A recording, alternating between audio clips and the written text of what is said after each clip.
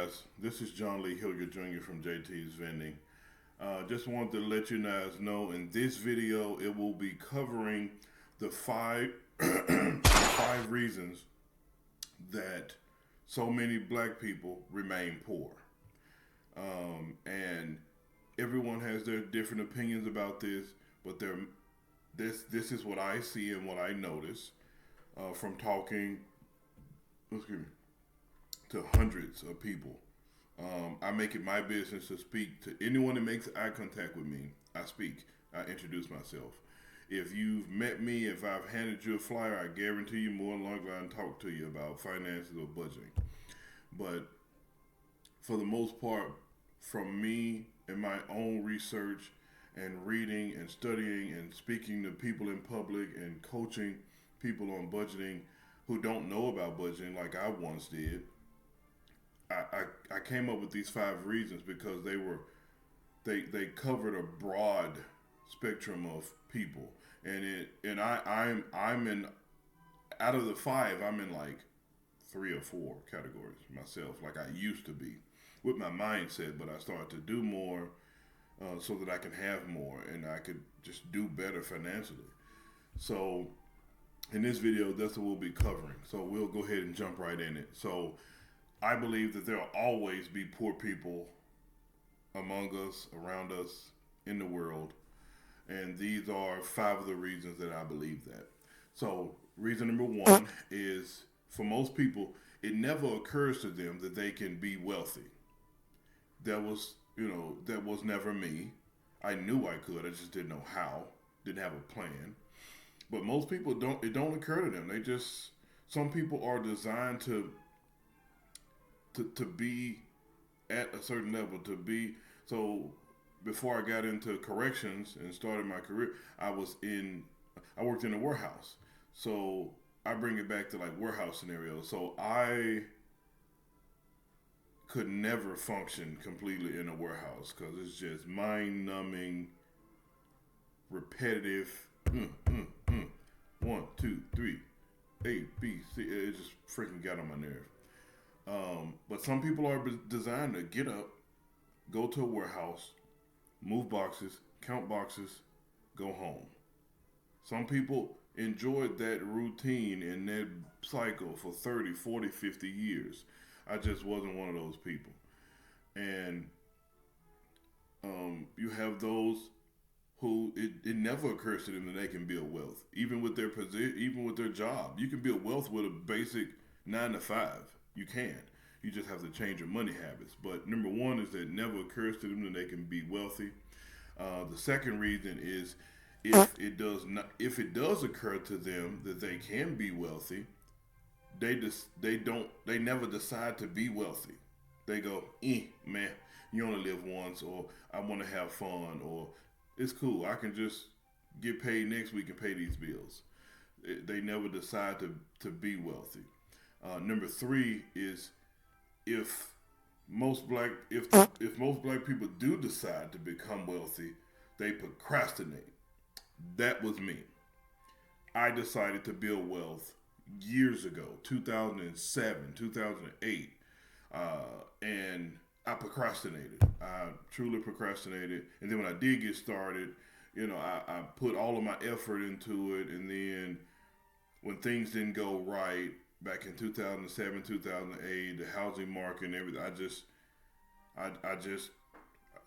struggled. Then I was like, you know what, I'm done. But the procrastination part is what slowed me down from, I think, my actual growth. But anyway, that's me. So number 3 is if people do decide to become wealthy, they procrastinate, which in turn increases their poverty. So the more I procrastinate, or the more an individual procrastinates, the more likely they will remain in poverty. Number 4 is so many black people who are living in poverty or living low income. They really do not, and I'm in this category as well. When I was younger, I did not understand how to delay my gratification. So number 4 is most people most black people don't realize how important delaying the gratification is, because when you don't delay their gratification, you're spending everything that you've earned in the process of trying to buy something you want. Oh, I want this, I want this, I want this. And for me, growing up, I so I grew up poor. So when I became an adult, I told myself, "Oh, I didn't have this growing up. I'm about this. I'm about this." So every time I would work to get paid to buy stuff, to spend all my money to try to look fake rich, and I was real broke. And like, you have most people do that, and it's hard. It comes from culture, because I learned my money habits, believe it or not, from BET, MTV, um, all of the television stuff, and rap music, and people in my neighborhood. I just learned my money habits from watching other people have horrible money habits. And then number five would be most black men and women operate, especially coming from a low income area where you don't see generosity and poverty. I mean, you don't see generosity and prosperity no, on a normal basis. Most black men and women living in poverty have a short term perspective about money, living day to day. Like, they act day to day. They live like there's no tomorrow. Like, they it's a short term mind frame, and it's, I get paid on Friday, I'm broke on Monday, and they go, oh, I get paid next Friday, but you broke now. Like, if you get a flat, if you break your phone, if your child gets sick, you can't afford to take off work, and that used to be me.